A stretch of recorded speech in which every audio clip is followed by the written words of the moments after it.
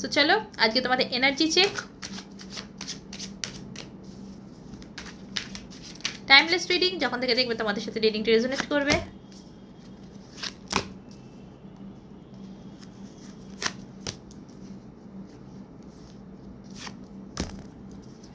ওকে, তোমরা আজকে সারাটা দিন প্রচণ্ড ক্যারিয়ার ফোকাস থাকবে, ঠিক আছে? প্রচণ্ড ক্যারিয়ার ফোকাস থাকবে।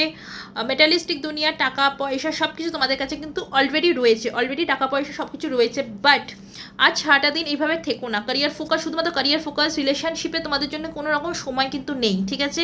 এরম করো না। এরম করলে কী হবে বলো তো? তুমি সিদ্ধান্তহীনতায় ভুগবে। তুমি কিন্তু সিদ্ধান্তহীনতায় ভুগবে, তুমি তোমার রিলেশনশিপে টাইম দিতে পারবে না, যার জন্য তোমার রিলেশনশিপ খারাপ হবে এবং এই রিলেশনশিপটা কিন্তু এন্ডও হয়ে যেতে পারে। রিলেশনশিপটা কিন্তু এন্ডও হয়ে যেতে পারে। তোমার পার্টনার কিন্তু তোমার জন্য আর অপেক্ষা করবে না।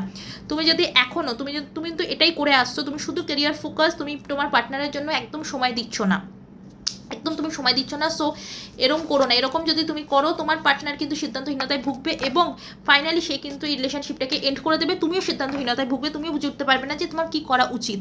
সো এইগুলো থেকে বেরোনো তোমার জন্য এটাই গাইডেন্স যে এই এতটা কেরিয়ার ফোকাসড হওয়া খুব ভালো, পাশাপাশি লাইফকে ব্যালেন্স করো। ব্যালেন্স করাটা খুব ইম্পর্টেন্ট।